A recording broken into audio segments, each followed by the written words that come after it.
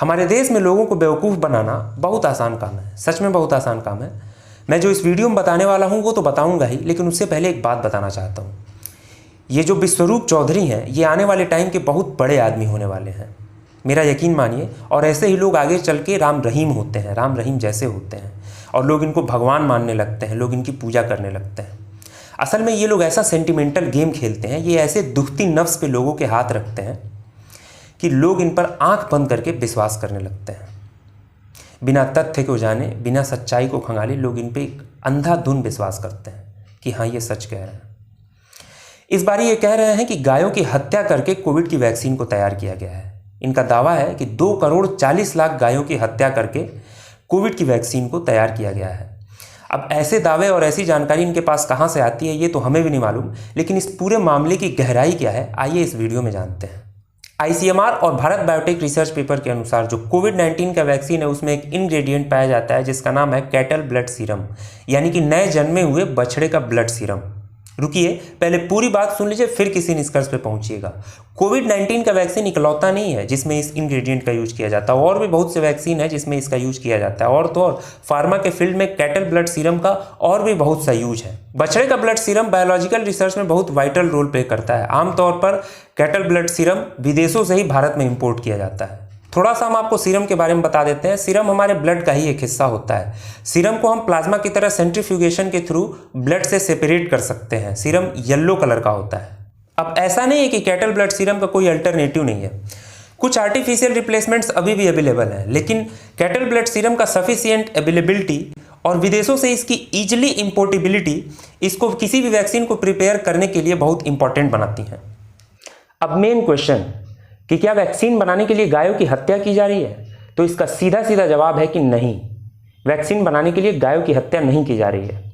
Doctor वेगेशना Radha जो कि CSIR में साइंटिस्ट हैं, वो बताती हैं कि वैक्सीन बनाने के लिए कैटल ब्लड सीरम का यूज किया जा रहा है। कई वर्षों से ऐसा ही हो रहा है। बहुत पहले फिटल बोवाइन सीरम का यूज किया जाता था, लेकिन एथिकल डिलेमास और क्रुएलिटी की वजह से कैटल ब्लड सीरम को ही साइंटिस्ट प्रीफर कर रहे हैं अभी के समय में, और ऐसा बहुत पहले से हो रहा है। ध्यान रखिए, सबसे मुख्य बात यह है कि फिटल बोवाइन सीरम और कैटल ब्लड सीरम दो अलग अलग चीजें हैं, और वैक्सीन बनाने के लिए इस समय कैटल ब्लड सीरम का ही यूज किया जा रहा है।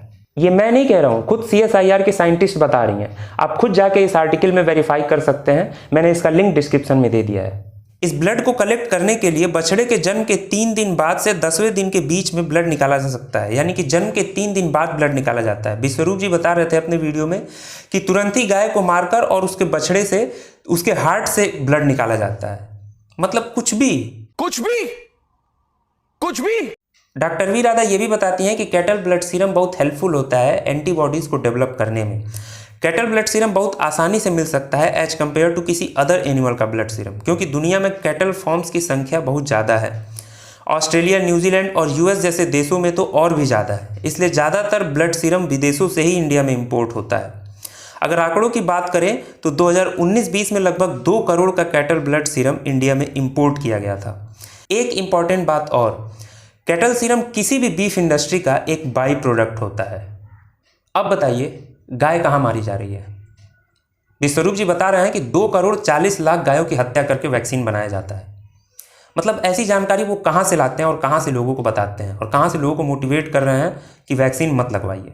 और भी बहुत कुछ फर्जी उस वीडियो में दावा किए हैं, और उस वीडियो को यूट्यूब अपने प्लेटफॉर्म से हटा भी दिया है, लेकिन अभी भी उनके वेबसाइट पे वो वीडियो आपको मिल सकता है। ताजुब की बात यह है कि वैक्सीन को लेकर इनके अलग अलग टाइम पे अलग अलग बयान रहे हैं। पहले ये कहते थे कि SARS-CoV-2 एग्जिस्ट ही नहीं करता है, फिर कुछ ही दिन बाद ये खुद ही अपने आप को कॉन्ट्राडिक्ट करते हुए कहते हैं कि वैक्सीन को लगाने से ये वायरस और फैलता है।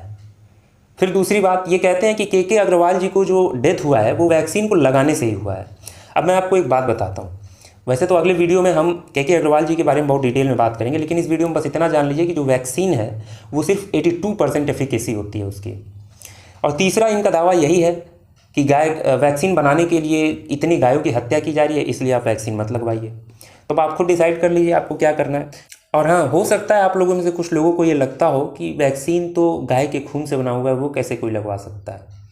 तो मैं आपको बस इतना बताना चाहता हूँ कि जब आप डॉक्टर के पास जाते हैं तो वो जो कैप्सूल देते हैं, जिलेटिन वाला कैप्सूल, जिसमें अंदर जिलेटिन जो पिल वाला कैप्सूल होता है, तो जिसमें जो जिलेटिन फिल होता है वो जिलेटिन किस चीज़ का बना होता है? वो जिलेटिन कैटल के बोन और स्किन से ही बनता है। तो अब इसका मतलब क्या हम खाना छोड़ देंगे, दवाइयाँ खाना छोड़ देंगे बीमारी होगी तो?